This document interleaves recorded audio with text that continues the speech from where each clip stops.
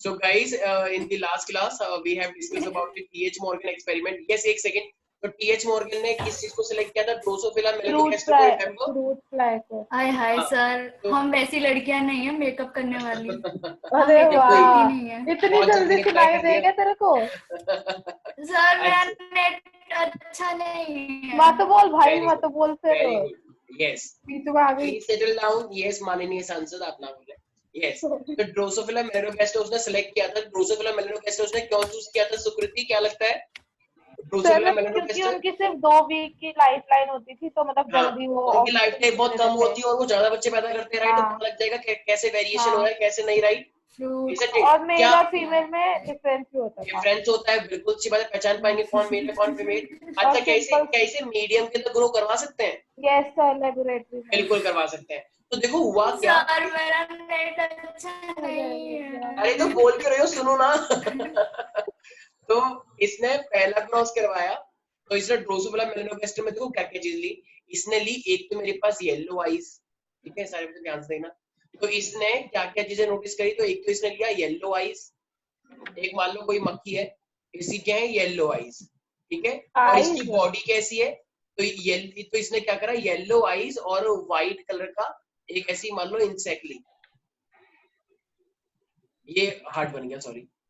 वाह, nice Sorry. Insect sir. तो मान लो ये मेरे पास क्या है? कोई भी एक मक्खी है, ठीक है। तो ये मेरे पास की बॉडी कैसी है? व्हाइट कलर की बॉडी, राइट? भाई व्हाइट बॉडी है ना। और इसकी आईज कैसी है? येलो। तो इसकी जो आईज है वो मेरे पास येलो, ठीक है। वेरी गुड, बहुत अच्छा गाना गा रहे हो। नाइस। यस। और इसने इसका किससे क्रॉस करवा दिया? अच्छा, अब देखो, अब इसने क्या लिया? इसका ये फीमेल है। अब मेरे पास ने क्या लिया? एक मेल लिया। तो ये मेल की इसने क्या ली? Brown eyes. तो ब्राउन आईज तो मुझे यहाँ पे याद कहीं पे दिख नहीं रहा है, चलो कोई बात नहीं, रेड सा ले लेते हैं। तो ये इसने क्या लिया? अब इसने ली ब्राउन आईज इस तरीके से, या मान लो रेड आईज ही बोल दो, कोई बात नहीं, ठीक है। रेड आईज ने ली और बॉडी को हम ले लेते हैं इस तरीके से, ब्राउन टाइप। तो ये जो है मेरे पास, तो ये ब्राउन ही तो है। हाँ हाँ हाँ, ठीक है, चॉकलेट ही है वैसे तो बता दो। तो ये मेरे पास क्या है? ये फीमेल है, ठीक है, और ये मेरे पास मेल है, ठीक है। तो अब तो इसकी बॉडी कैसी है? Brown, right? ब्राउन बॉडी, और आईज कैसी है? Red eyes. Red eyes. तो अब ये इसने क्या करा? इनके बीच में क्रॉस करवाया, क्योंकि मैंने क्या बताया था, ड्रोसोफिला के अंदर बहुत टाइप की वैरायटी होती है। तो yellow eyes white body female and red eyes brown body male, इनके बीच में क्रॉस करवाया। तो इसने क्या करवाया? फर्स्ट F1 जनरेशन को प्राप्त किया, इसने F2 जनरेशन को भी प्राप्त किया।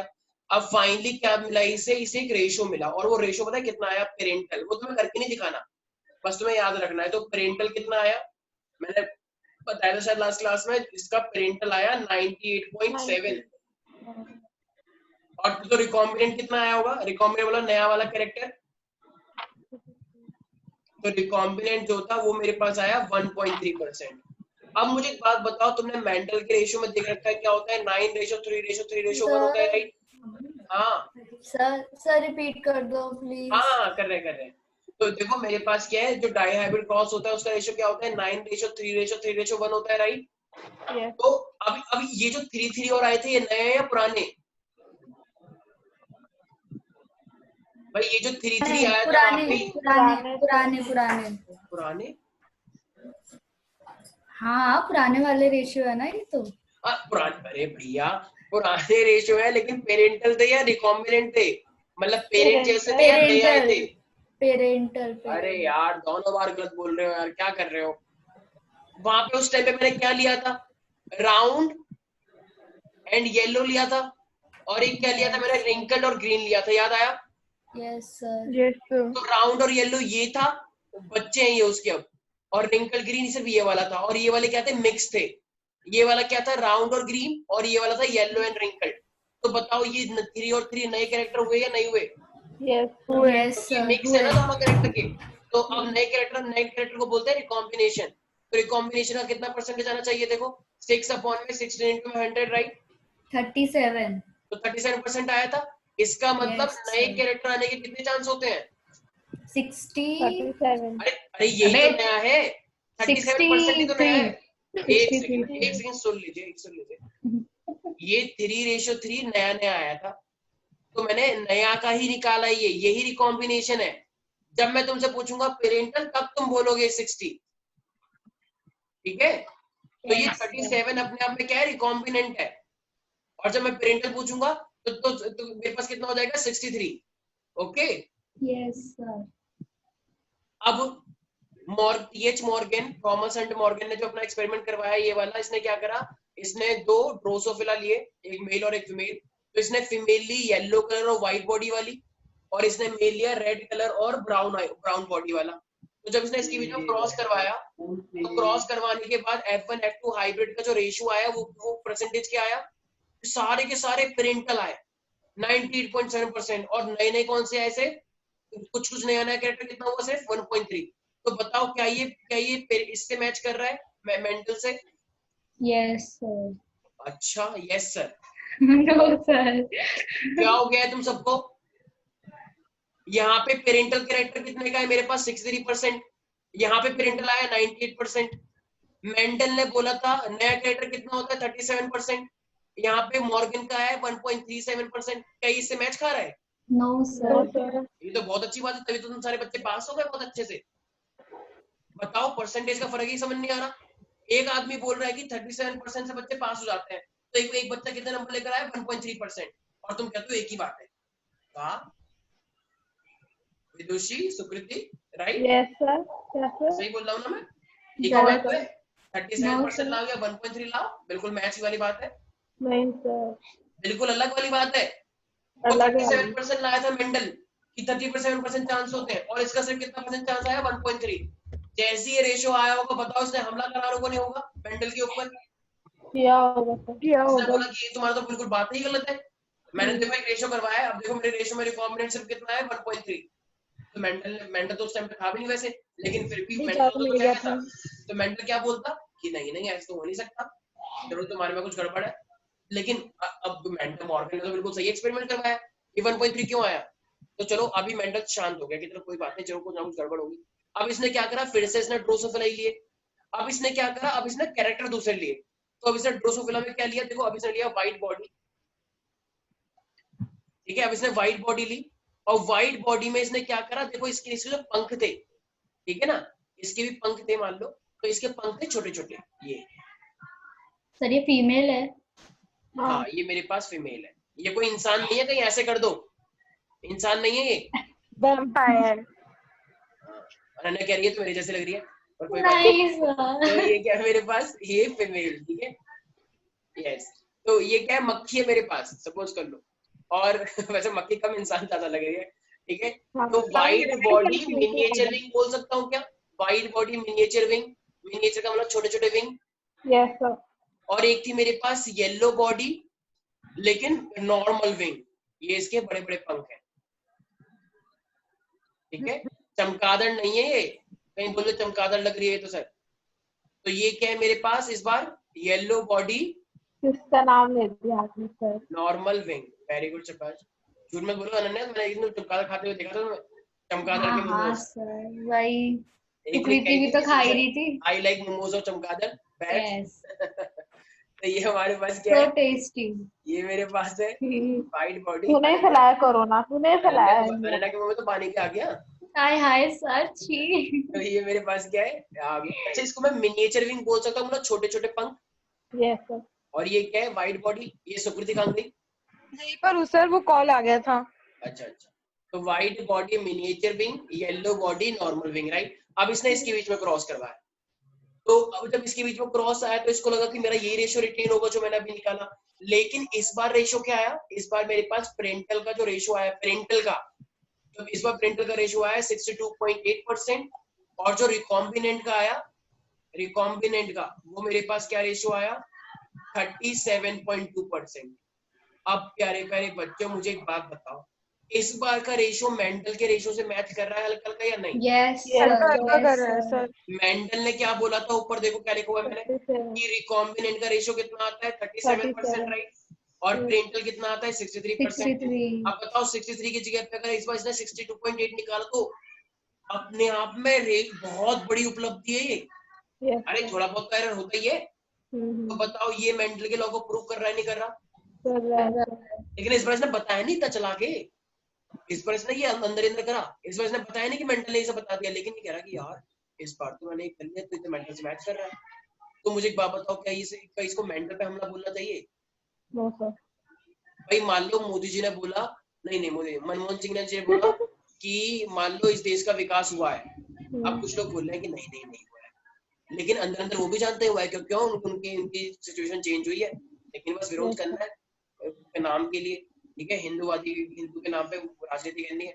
लेकिन तुम भी जानते हो 60 साल में विकास तो हुआ ही है।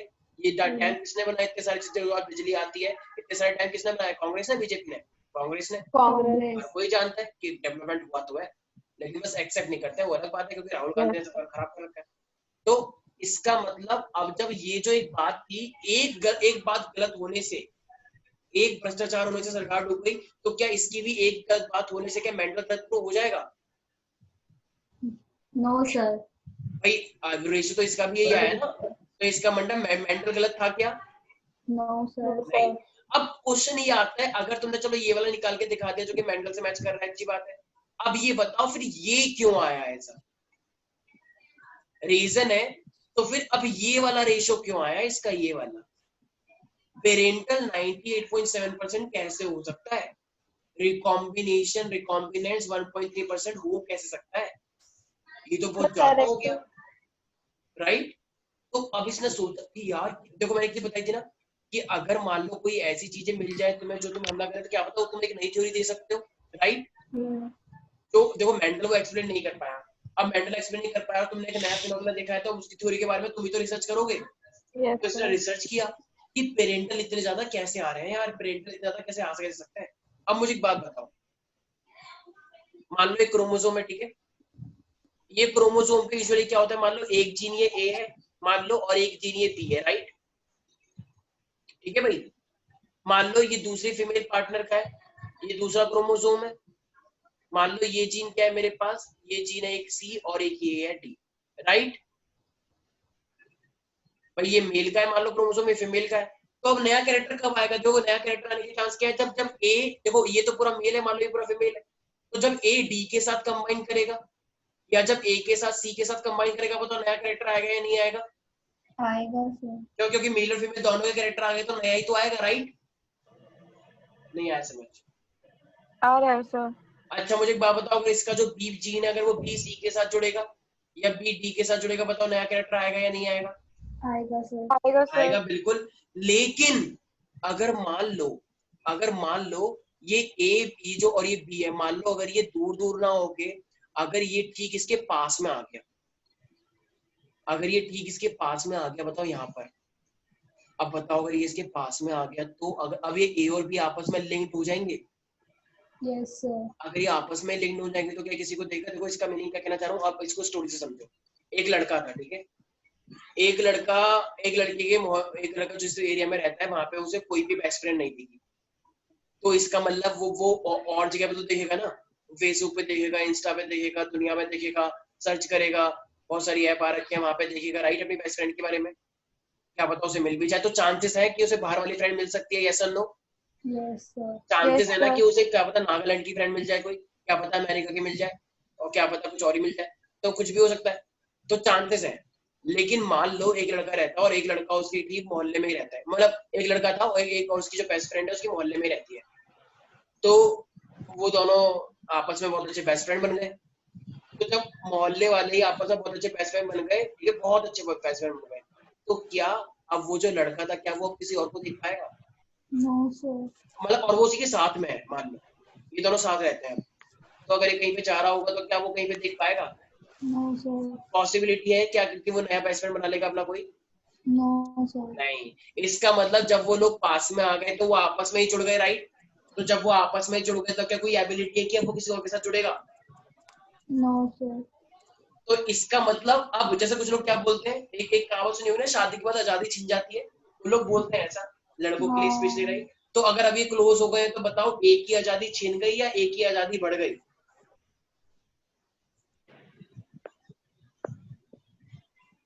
अरे बताओ,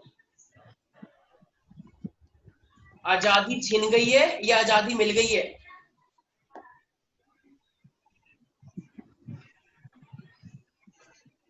अनन्या, सुकृति, विदुषी।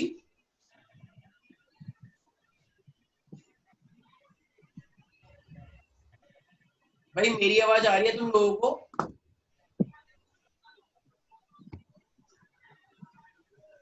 यस सर, आ रही है। अब आ रही है ये आवाज? हाँ सर, आ रही इस है। तरफ हाँ। आ रही है। हाँ, मेरे को एक बात बताओ, अब जब ये आपस में पास हो गए तो इनकी आजादी छिन गई या इनको आजादी मिल गई? मिल गई सर। आजादी मिल गई है इनको। कैसे मिली? तो पास छिन वाले गई तो होगी छिन गई फिर, ना। मतलब छिन गई होगी। भाई मैं एक ही बात कर रहा हूँ ना, पहले ए वाला जो लड़का था वो कहीं पे भी जा सकता था, अपनी बैच में बना सकता था। अब उसकी जिंदगी में कोई बी आ गई तो अब उसकी आजादी छिन गई या उसे आजादी मिल हाँ गई? सर, छिन गई, छिन गई, छिन sorry। गई मिल गई ना सर। आजादी। अब वो बी के साथ ही रहेगा, राइट? अब वो Yes, सी और sir. डी के साथ नहीं जुड़ सकता। तो मुझे एक sir. बात बताओ, तो ये जो जीन्स है, हम जब जीन्स पास में आ गए तो क्या अब ये इंडिपेंडेंट असॉर्टमेंट शो कर पाएंगे? इंडिपेंडेंट असॉर्टमेंट लॉ, आजादी, क्या वो इंडिपेंडेंटली sir. किसी और के साथ कंबाइन कर पाएंगे? No sir.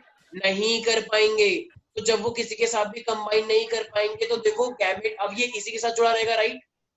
हमेशा हमेशा के लिए एक साथ जुड़ा रहेगा। तो जो इसके बेबी आएंगे तो उसके बेबी में भी तो ए और बी एक साथ ही जुड़ा रहेगा, राइट? राइट? Yes, sir. तो जब बेबी के अंदर भी ए और बी जुड़ा रहेगा तो बताओ वो पेरेंटल होंगे या मिक्स होंगे? आई मीन पेरेंटल होंगे या रिकॉम्बिनेंट होंगे?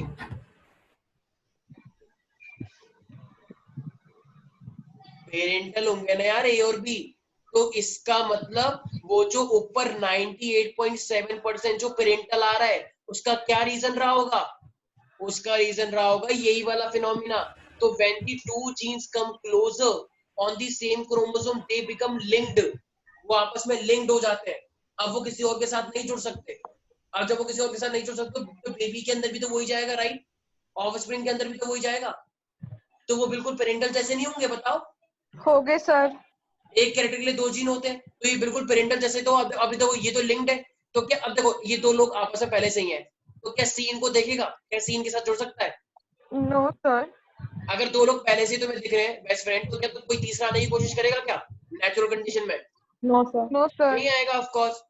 तो सिंपल सी बात है। इसका मतलब अब अगर मैं यहाँ पे बात करूंगा तो ये ए और बी आपस में लिंक्ड है। तो लिंक जीन से पेरेंटल ज्यादा आते हैं या रिकॉम्बिनेंट ज्यादा आते हैं? पेरेंटल। पेरेंटल ज्यादा Parental. आएंगे। तो समझ में आ गया इसने जो पहला क्रॉस कराया था वो क्यों हुआ ऐसा? Yes, sir.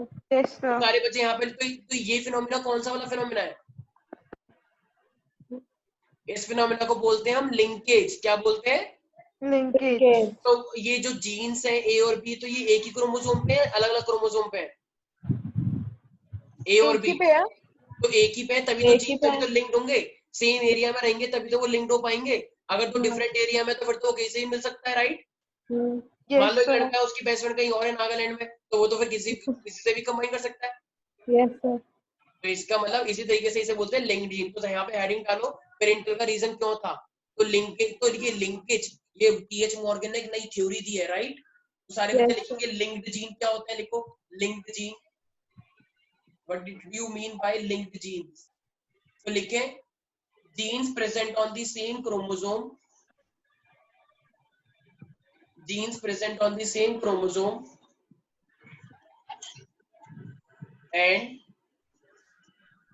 genes present on the same chromosome and when they are very close to each other and when they are very close to each other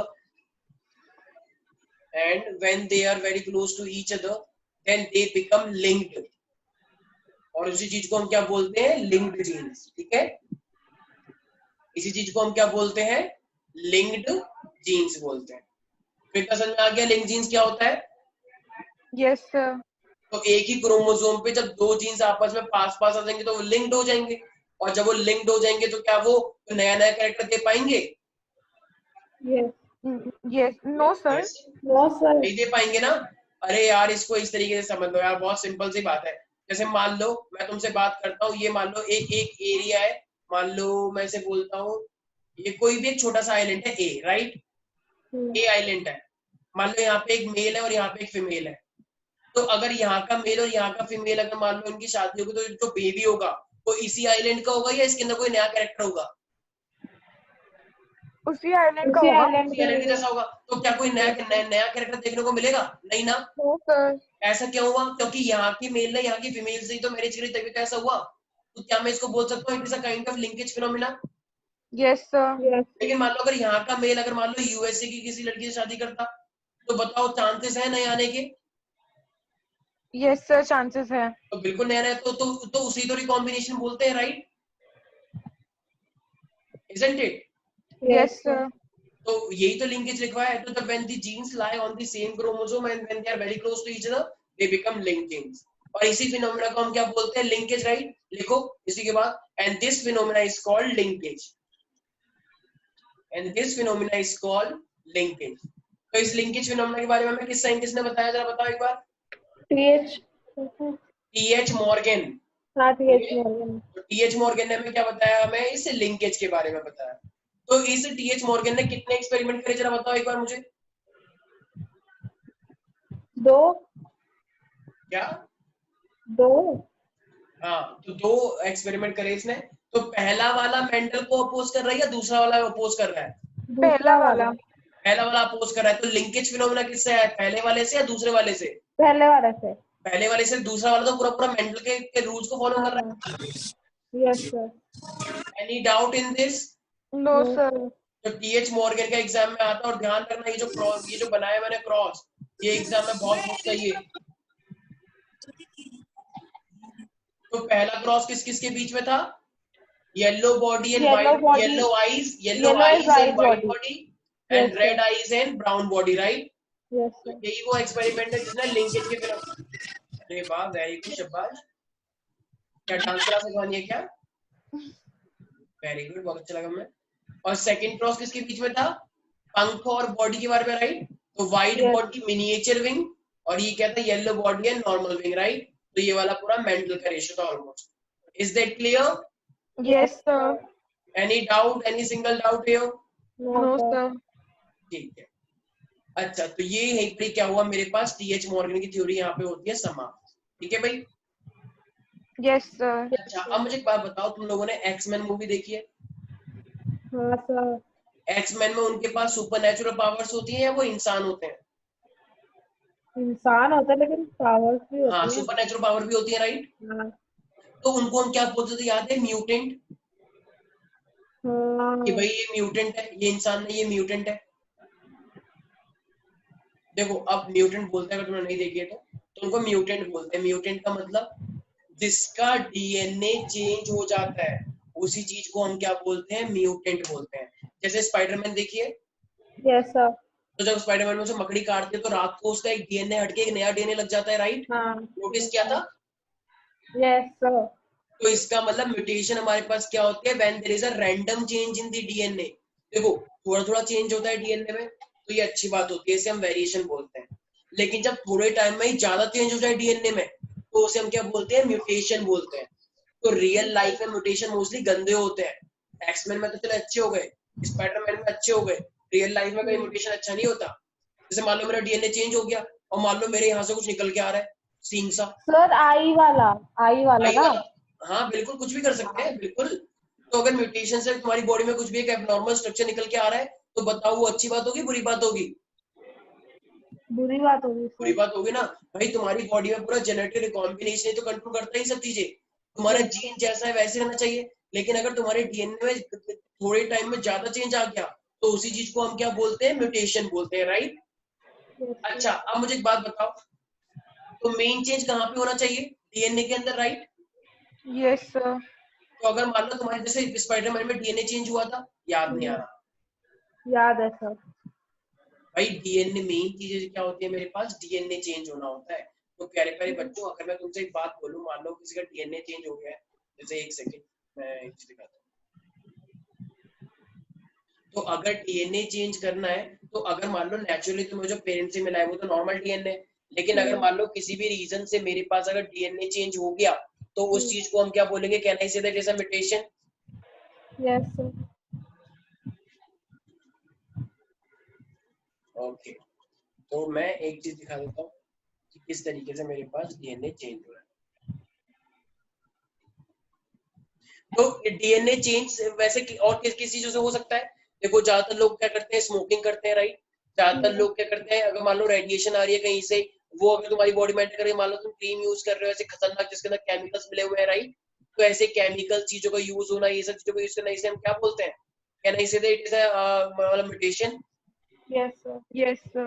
अब देखो, ये देखो इस तरीके से मैं एक वीडियो दिखा रहा हूँ, उसमें तुम्हें म्यूटेशन समझ में आएगा। जब भी मेरे पास डीएनए चेंज होता है, तो डीएनए के चेंज होने से मेरे पास क्या हो जाता है, उसे हम बोलते हैं म्यूटेशन, ठीक है। यस, दिख रहा है ये वीडियो? Yes, sir. देखो ये डीएनए है, ठीक है।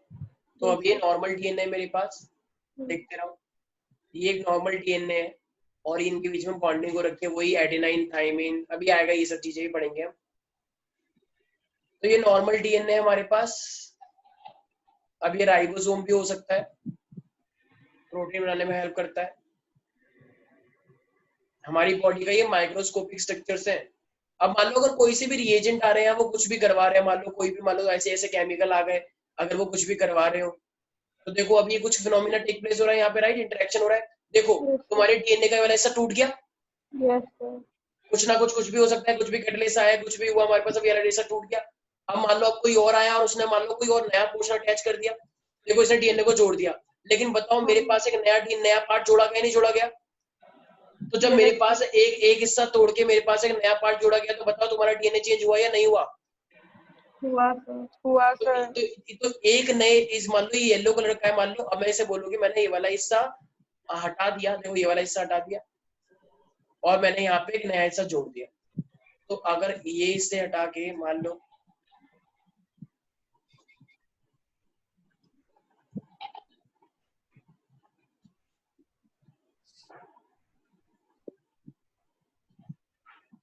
वो इस तरीके से जुड़ गया, बताओ ये डीएनए का ये वाला हिस्सा चेंज हुआ या नहीं हुआ? हुआ, sir. हुआ, sir.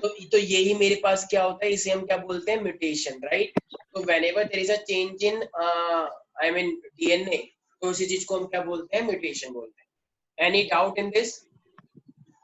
No, sir. तो अब म्यूटेशन होने के कितने चांस हो सकते हैं, देखो। अच्छा देखो, डीएनए के छोटे से पार्ट को हम क्या बोलते हैं, जीन। Yes, और sir. डीएनए से बेसिकली क्या बनता है, क्रोमोसोम, यस और नो?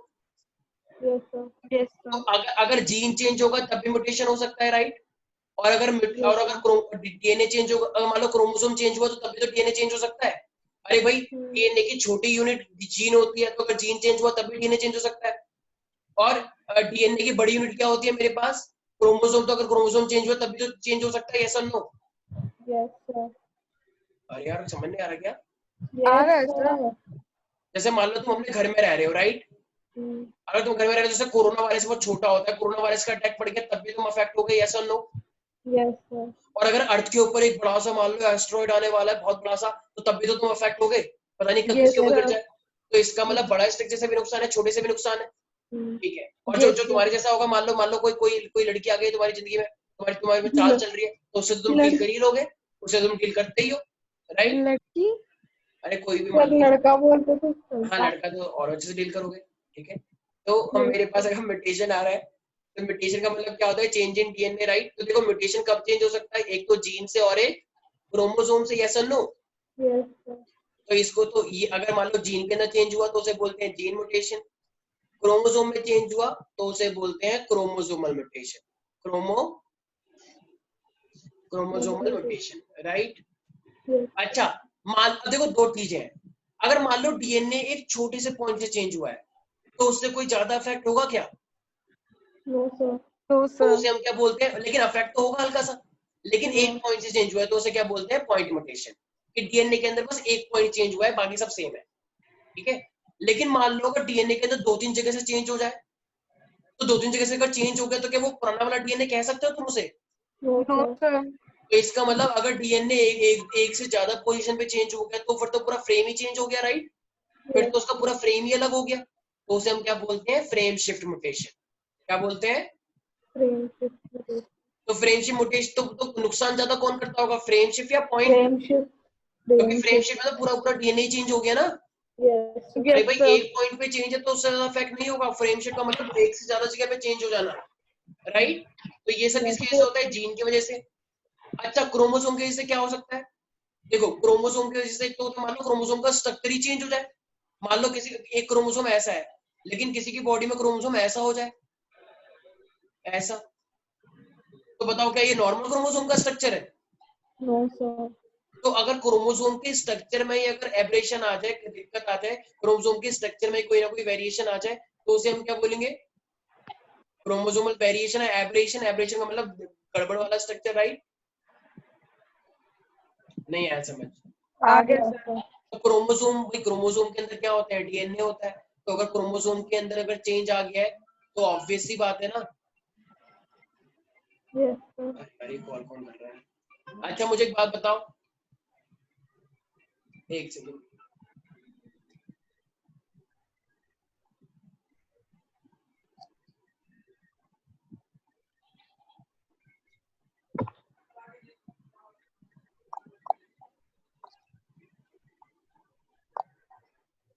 यहाँ तक किसी को दिक्कत तो नहीं है? No sir.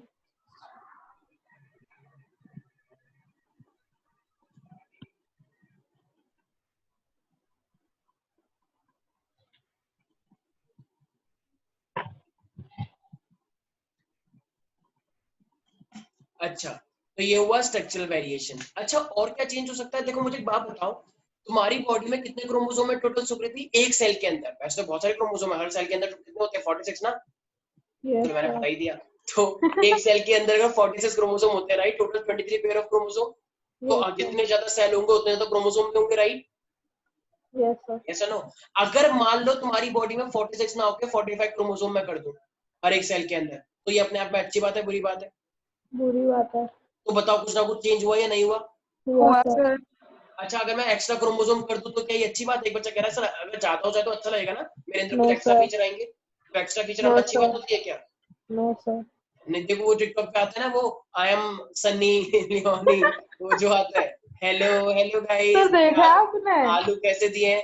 हाँ मैंने देखा, देखा? बहुत इरिटेट जो करता है, और हाँ उसके साथ उसकी सर। फ्रेंड भी होती है एक अच्छी वाली। अरे वो यस टिकटॉक की सर। तो भी लड़ाई चल रही है ना, टेरिमिनाटी और टिकटॉक में। YouTube versus. अरे पता है उसकी वो वीडियो हटा दी वही तो इतनी यूट्यूब से। अच्छी वीडियो थी ना। वही तो हटा दी फालतू चुप में। हो जाओ, I don't know who is carry Minati, I don't know. अच्छा आप नहीं जानते? देखो मैं जानता ईयरफोन्स हूँ, लगा के उसकी मजाक वीडियो कर रहा हूँ, देखना। ठीक है ठीक है। चुप हो जाओ, तुम ये सब क्या जानते बात हैं कैसे कर रहे सर। हो तुम ये सब टीचरों को? टीचर से ऐसे बात करता है कोई? मुझे नहीं पता ये सब कौन है, ठीक है, वी डोंट केयर। हम सब देखते हैं राजीव गांधी, इंदिरा गांधी, अटल बिहारी हाँ वाजपेयी, ऐसी सर। ऐसी हाँ वीडियो हाँ। देखा करो। कौन है ये कैरी पेरी? टिकटॉक टिकटॉक, ठीक है। तो देखो हमारे पास क्या क्रोमोसोम म्यूटेशन, तो बताओ नंबर के अंदर अगर फर्क होगा तो फर्क होगा नहीं होगा? तो कहना इसे होगा। नंबर का वेरिएशन होने से। अच्छा देखो तो यस नंबर हमेशा एक ज्यादा होगा या एक कम भी हो सकता है? देखो जब या भी कम तुम्हारे भी हो सकता क्रोमोसोम है। में, देखो सारे से ध्यान सुनना, जब भी क्रोमोसोम के नंबर में डिफेक्ट आए तो वो भी कितने टाइप से हो सकता है? मेरे पास दो टाइप से हो सकता है, ठीक है। कैसे? देखो अगर नंबर की ज्यादा। बात की जाएगी तो नंबर में कैसे डिफेक्ट हो सकता है? या तो तुम्हारी बॉडी में एक नंबर कम हो या एक नंबर ज्यादा हो, तो उसे हम क्या बोलते हैं? एनियोप्लॉइडी, ठीक है।